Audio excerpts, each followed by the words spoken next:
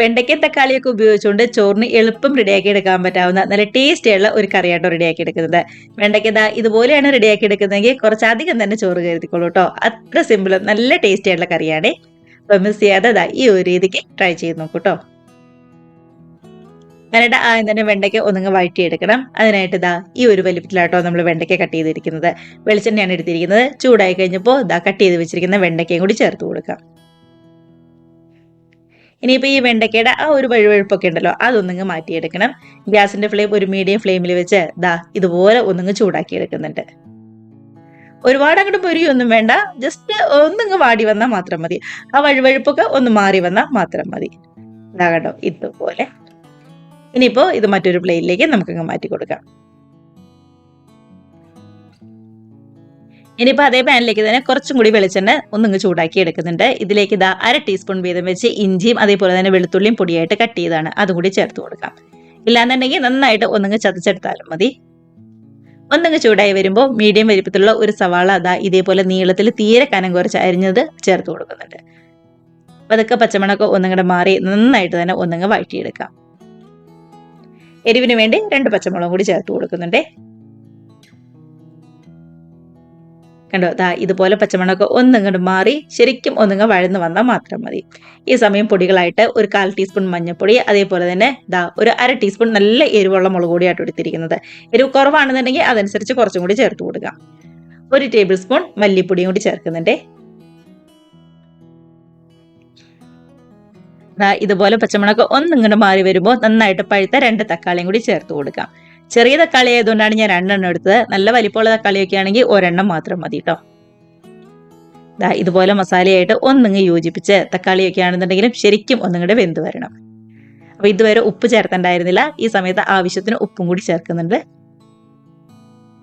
ശരിക്കും ഒന്നിങ്ങ് മിക്സാക്കി മൂടി വെച്ച് തക്കാളിയൊക്കെ ആണെന്നുണ്ടെങ്കിലും ഒന്നിങ്ങോട്ട് വെന്ത് വരുന്നവരെ വെയിറ്റ് ചെയ്യാം.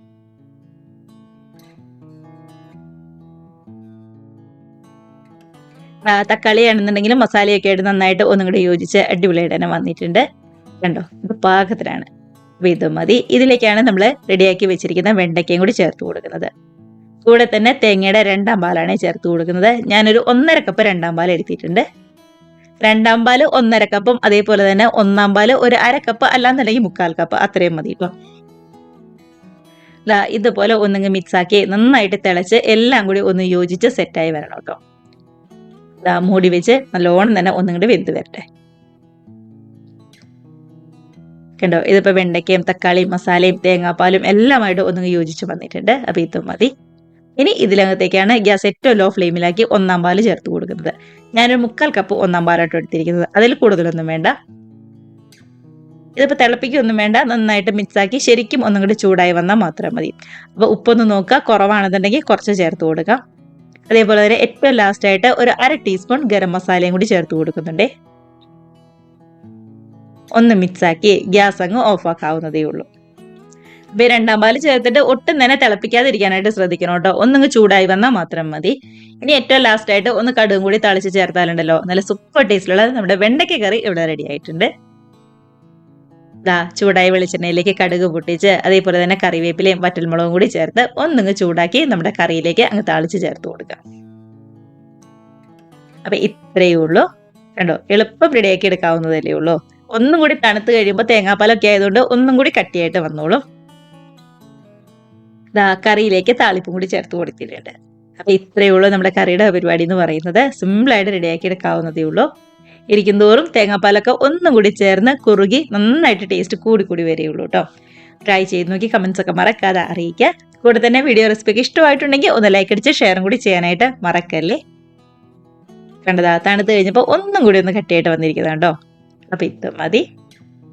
നമുക്കപ്പോൾ ഇതേപോലുള്ള പുതിയ നല്ല അടിപൊളി വീഡിയോസ് റെസിപ്പീസ് ഒക്കെ ആയിട്ട് വീണ്ടും കാണാം. അതുവരെ എല്ലാവർക്കും ബൈ.